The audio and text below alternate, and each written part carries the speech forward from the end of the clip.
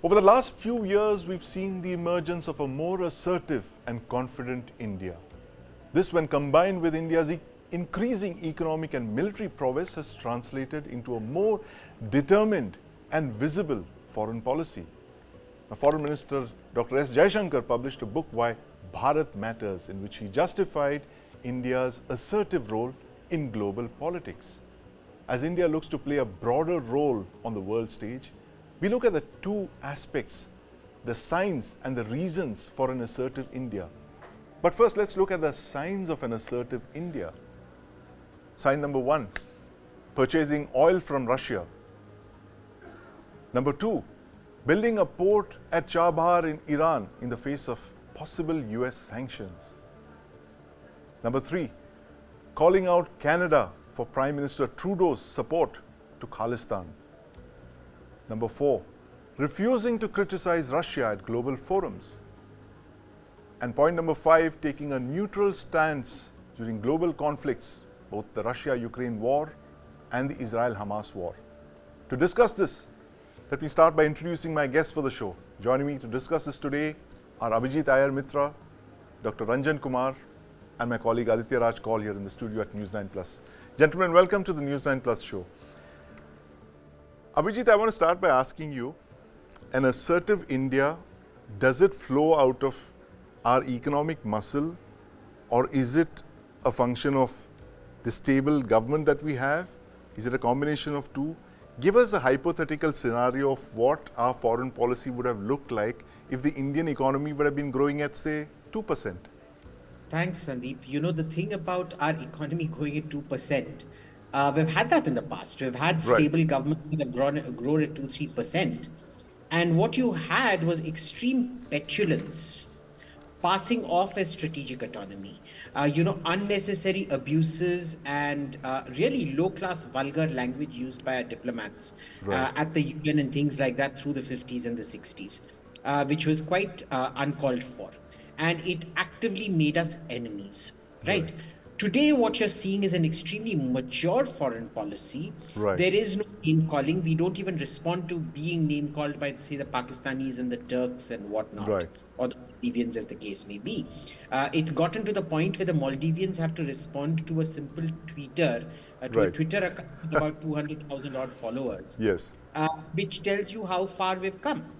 Before, the Maldivians wouldn't bother responding to anything lower than the Foreign Minister of India. Now they're responding to Twitter handles from India. The other thing has been, there is a marked professionalism. The intent, which is non-alignment, has remained the same. But there has been a marked professionalism. Now remember, when you get richer, you also get more powerful, sure, economically and militarily more powerful. They go hand in hand, because money without, a security guard at the gate is an invitation to a thief. And similarly, a security guard without money at home is an invitation to go bankrupt. So both hand in hand, which is what you're seeing.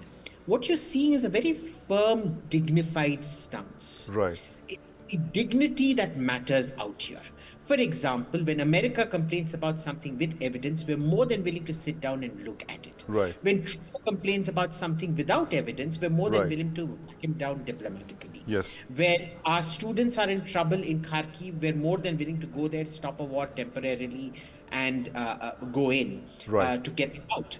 And when we feel that the Hamas's 7th of October attack flies in the face of our counterterrorism policy, we no longer balance and try to blame both Israel and Palestine for everything. We unequivocally condemn Hamas for it. So it's come a very long way. It isn't, this is the policy of, sorry to use a crude analogy, but in the 50s and 60s, our foreign policy was that of a spoiled brat who's not yet become financially independent. Today, it's that of a financially independent, fairly powerful senior manager kind of attitude who has to be responsible for lots of people. Excellent analogy there, Aditya. A spoiled brat, petulant, and in the 50s, and now you have a more mature, confident, wealthy India. Is that how you'd like to see the transition of Indian foreign policy over the last 50, 70 years? The maturing has happened, as Abhijit mentioned. It's quite visible, just like Abhijit mentioned, that over the years we've had our Yes. lessons, but it's important to how we learn from those lessons. Right. We've had instances like the Sharm el-Sheikh. Yes. We've had, a U-turn in foreign policy in Absolutely. several matters. 15 years We've ago. had 26/11, Yes. where we were mute spectators and we Right. did not react to such kind of a terror attack. We did send a lot of dossiers, but We did send a lot of and dossiers. I think cricket until was also Pathankot. disrupted completely. The cricketing ties were disrupted. Absolutely, absolutely. So what Yeah. has really happened is that two important things. One is the intent. Right. The political intent really matters. Yes. Second is, of course, having a vision.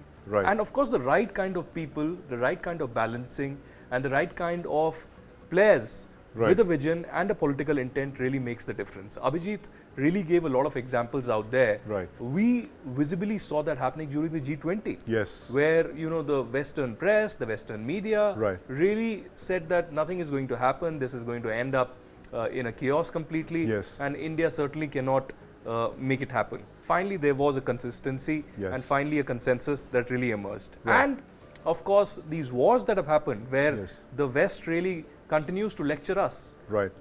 Today only there is a letter that has gone out. In fact, there was a panel discussion in US Yes. where a lot of Democrats came together, the Indian origin Democrats, and said that lecturing India is not going to help Right. out here. Yeah. We need to understand and talk on the same table. So I Yes. think there's a growing realization that these old tactics are Right. not going to work out, just like Jaishankar said very recently. Yes. That बहुत सारा ज्ञान Yes. वो हमको देना चाहते हैं, Right. but यहाँ पर ज्ञान की कमी नहीं है. बिल्कुल ज्ञान की कमी नहीं है. And we have a very robust foreign policy. Yes. We have been reacting. We have been taking independent positions. And very mature, as Abhijit was mentioning, the fact that it's Absolutely. not name calling or anything. Yeah, it's very everything doesn't really need to measured firstly and come out. yes, yes. It has to be a measured response. Yeah. But when there is bullying, you Yes. need to stand up to a bully. Right. When there is consistently foreign interference, Yes. you need to call that out. Right. But there are no personal attacks happening. And on the Yes. other hand, the changes that have happened on the Pakistan and China policy also. Yes. We had uninterrupted, kind of statements coming in Yes. towards Pakistan over the years. That has changed over the last 5 I think years, Pakistan ever has since dropped off 370 the happened. radar. I can't remember a time in the last few decades when Yeah. Pakistan has not mattered this Yeah. way. It just doesn't, it's not mentioned even. It doesn't exist for us. It's not there. I mean, it's not even in election rhetoric now. Yeah, it's not in the foreign policy map. A Pakistani Yeah. anchor recently asked me that, why doesn't India want to talk to Pakistan? Right. And I said, why would India speak to Pakistan? Exactly. We don't do trade with them. Right. Pakistan has shown no intent to Right. change any kind of foreign policy. They've used terrorism continuously Yes. and no action has been taken. So I think there's a calibrated, very well calculated plan by the Foreign Ministry Yeah. and the National Security Council that we do not want to give that kind of support system or kind of an advantage to Pakistan. Right. Let them do whatever they want to. Just like the Prime Minister said, उनको सुबह शाम का दाल रोटी मिल जाए वो दो काफी वक्त है. की रोटी मिल दो वक्त जाए. की रोटी मिल Absolutely. जाए. मुझे उसमें पढ़ने की जरूरत नहीं. Right. So that's also very smart. I mean, the foreign policy is being laid down by the Prime Minister in those analogies. But Dr. Rajan Kumar, the interesting thing about Foreign Minister Jaishankar is that he's been campaigning for the BJP very actively. And that's not something that you would see for a bureaucrat turned foreign minister, but what do you attribute this to? The growing interest of the middle class, the urban middle class, the BJP's voters in matters foreign policy thanks to social media? Or is it the kind of strong line that the government has been taking, a very pro-India stance? What do you attribute this to? I think this is the time of election, both in United States and in India. Right. So in US, you'll see the rhetoric of democracy, values, liberal internationalism, liberal institutionalism, etc. Those values kind of being said again and again by Democrats, and especially the Democrats who are slightly left to center. Right. So that kind of rhetoric you'll see from now onwards till December or till the election time in the United States. Right. And the same happening in India, because India is in the election year. Yeah. So India cannot be at this point of time, even in verbal terms, India cannot be bullied by any other country. Right. As the statement is concerned, let me tell you a few things. This is a kind of the US statements, the way it has been coming for the last few years, whether on the issue of this Kejriwal arrest, or before the Right, Citizenship Act, and before that on minority issues, etc. Yes. US uses democracy as a double-edged sword. Right. You might have heard that US president and number of officials from the United States, many a time they have said that India is the largest democracy. India Yes. is one of the best democracies in the world. So that statement is also used when US wants to have a very close partnership with India. But at the same time, when there are certain issues and when it's want to kind of send a message to India, Yeah. so it will start criticizing India on the same issue. Right. So we do not have to take this US statement very seriously. Yeah. US is not the country at this point of time to lecture Right, to right. India on Absolutely. democracy. US has been extremely hypocritical, be it Afghanistan, Iraq, Syria, or what is happening in Gaza today. So Right. we should not be. But the important thing that I would like to say before you kind of shut me down, India should not react as if India is insecure. India's Right. democracy has deep roots. Yes. We do have certain issues. There are certain India's democracy may Fair be enough. chaotic. But again, we don't have to react to every statement that comes from the United States. And I'm talking about the official reaction, not about the media reaction. Right, absolutely. Abhijit, I'm going to ask you that question which I asked Dr. Rajan Kumar. The fact that Jaishankar has become the face of India's foreign policy, extremely popular both in India and abroad. How do you see the government kind of using him to kind of project their line on foreign policy? The fact that he's going around and campaigning for the BJP, very unlikely politician, Dr. S. Jaishankar, bureaucrat turned foreign minister, and now a campaign mascot for the BJP across the state, across the elections. So bureaucrats, contrary to popular belief, bureaucrats actually make fantastic campaigners, you see. Right. Bureaucrats are kind of like theologians. The difference between a theologian and a philosopher, they say, is a philosopher asks questions that can't be answered. Right. And a theologian gives answers that can't be questioned. So, the problem with Indian foreign policy used to be that we used to philosophize a lot. Right. Ask all these strange questions like, what is the meaning of our existence, etc. So on and so forth. And today you have a theologian who's giving you hard, tough answers, Right. holding up a mirror to you, Yes. where you don't really have comebacks. And you needed that. You needed Yes. a Sushma. There is no Jaishankar without Sushma Swaraj. Yes. This is a continuation. She laid the foundation, the framework Yes. of what we see today. Professionalism you see today. Yes. And Jaishankar has taken it over, and he has brought in his own unique spin into it. Right. In a way where he can talk about foreign policy internally unquestioned. Yes. And he can carry, because he has his prime minister's absolute confidence. Right. He can take an absolutely undiluted message. When he talks, they know Modi is talking through him. Right. Very important. Yes. He's unquestioned abroad, and he's unquestionable in India.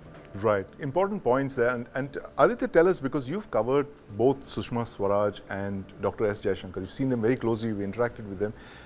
How different are their styles? Sushma Swaraj, very, very instinctive politician, grassroots politician, parliamentarian, and then she becomes foreign minister in a ministry that's in the shadow of the PMO.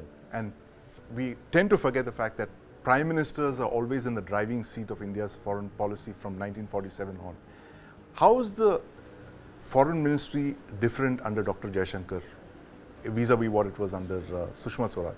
Well, firstly, Sandeep, very difficult to compare the two. Sushma Swaraj, a politician, a Yes. very outspoken politician, at a very young age, one Right. of the youngest in India, who emerged really, and a career diplomat, Jaishankar, Yes. who has worked under Sushma Swaraj. They had a Right. very good coordination, over the years when I traveled all across the world, Yes. along with Jaishankar and Sushma. I saw the kind of, bond that they really had. Yes. But again, Jaishankar wasn't someone who was interacting with the media Right. for a very long time. Yes. Sushma Swaraj did.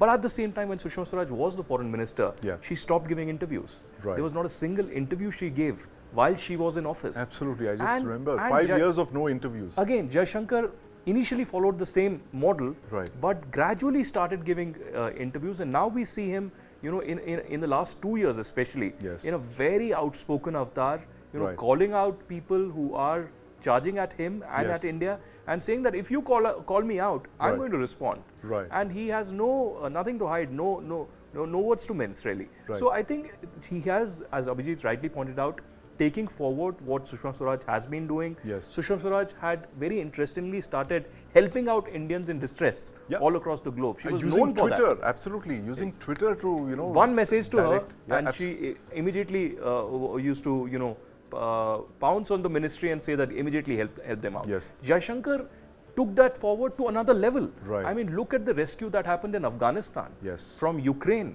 Absolutely. Kharkiv, what Abhijit mentioned. Yes. I know one Indian had been killed there. Yes. And there were thousands who were stranded there. Yeah. You and did that documentary, Airlift, I remember. Yeah, and not Indian intelligence agents, not Yes. commandos, but diplomats went inside Kharkiv Right. in buses Yeah. and rescued the people. So that speaks of the foreign policy of India that has arrived in 2023, 2024, Right. and is only rising up, has a very independent stance, a very, It's a very clear vision. pro-India stance, what's in our interest, that kind of In India's diplomacy. In India's interest, which is also the name of one of our shows. Yeah. But Dr. Rajan Kumar, how do you see this foreign policy evolving in the next 5 years? Assuming the BJP comes to power in 2024, how do you see this being different from what it was in the last decade? All right, yeah. So since we have started this discussion with why work matters, and I have this book, as you can see, the same Yes. book of jaishankar, and I have read this book, let me tell you, and you should also read this in case you haven't already. So Right. the last chapter is very, very interesting, and there in the last chapter he says why work matters. So Right. there are a few points that will explain the question that you're asking me. One is that the democracy that delivers.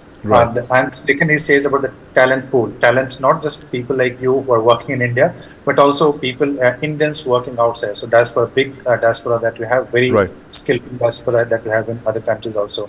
And then he talks about the growing strategic influence of India, Right. and then how India is trying to look at it from a different perspective when he's trying to see it from a civilizational perspective. India is projecting itself as a civilizational state. Yes. So these are the new things that you see in India's foreign policy, and foreign policy is just the extension of domestic policy. Absolutely. I do not see that foreign policy is distinct from the domestic policy. Right. Yes, a few things which are normally do not really matter to ordinary people, but Yes. it is an extension, and in that way, India has become assertive. Right. It's connecting diaspora in much better way. Yes. India's autonomy, which continued for a very long time.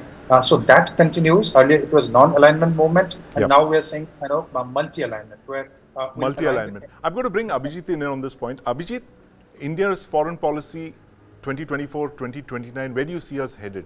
What are the big boxes to tick really in the next 5 years? Consistency. People don't trust countries where you have significant U-turns. One of the reasons we lost so much space in, the 10 years of UPA was there was absolutely zero consistency of policy. Right. What you've seen today is a policy consistency, not just in the last 10 years, Right. but also consistent with, the way non-alignment was initially imagined. Right. It wasn't meant to be for moralizing or idealizing to the rest of the world, sermonizing from the pulpit. Right. It was meant to serve India's interests. And the one thing you've seen, nobody can deny this, is that our foreign policy today isn't about grand statements. It's Yes. entirely about Indian interests, right? Right. So what you'll see is more of this. See, we don't seek to change the status quo. Right. China wants to go around changing the status quo. All we Yes. say is, we accept the status quo. We also want a place at the table. Right. We want to be able to determine that status quo, Yes. right? And that is a very stable, calm way of developing your country. You see, economic strength will lead to military strength, which will hopefully, I think the biggest deficiency right now is the lack of expansion of the foreign service. Yes.